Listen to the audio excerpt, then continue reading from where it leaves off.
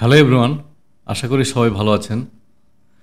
আজকে আমরা শিখব এইচটিএমএল এ কীভাবে কমেন্ট লিখতে হয়। তো চলুন শুরু করা যাক।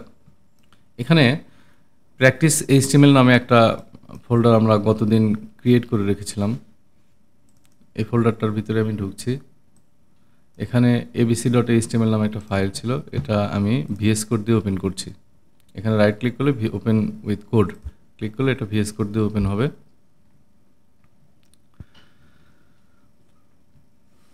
আচ্ছা, এখানে আমি কোনো কিছু লিখি যে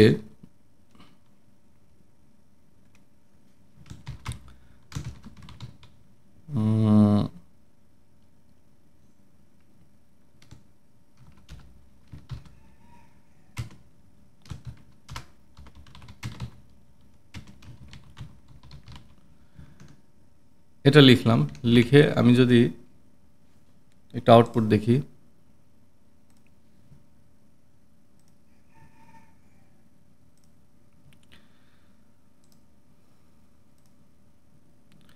আই লাভ মাই কান্ট্রি। এখানে আমি এটা কোনো একটা ট্যাগের মধ্যে রাখি।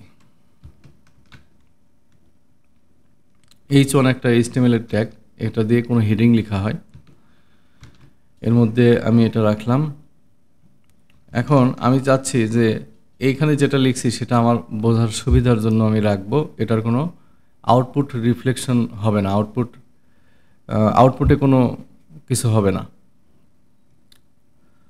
তো এটা যদি আমি একটা আউটপুট এখানে দেখে আসি, তাহলে দেখতেছি আমার এখানে H1 এর লেখার একটু বড় হেডিং, তাই এখানে বড় করে আসছে। তো এখন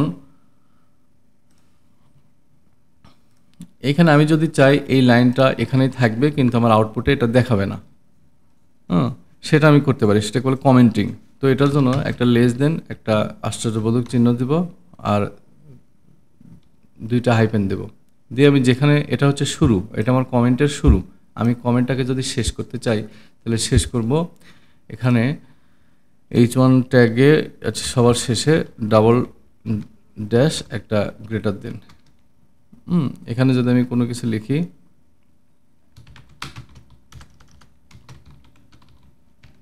তাহলে দেখব আমার এই লাইনটার কোনো আউটপুট আসতেছে না। এখানে আমার কিন্তু ওই লাইনটা নাই। আবার যদি আমি মনে করি যে আমার এটা হচ্ছে সিঙ্গেল লাইন কমেন্টিং, এটাকে বলে সিঙ্গেল লাইন কমেন্টিং।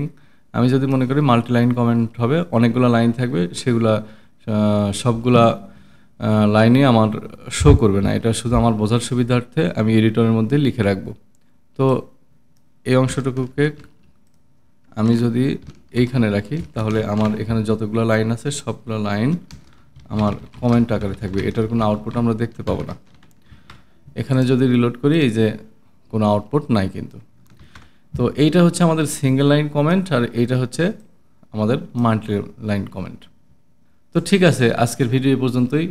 সবাই ভালো থাকবেন। আমার ভিডিও ভালো লেগে থাকলে আপনারা লাইক, কমেন্ট, শেয়ার করে সাবস্ক্রাইব করে আমার পাশে থাকবেন। ধন্যবাদ সবাইকে।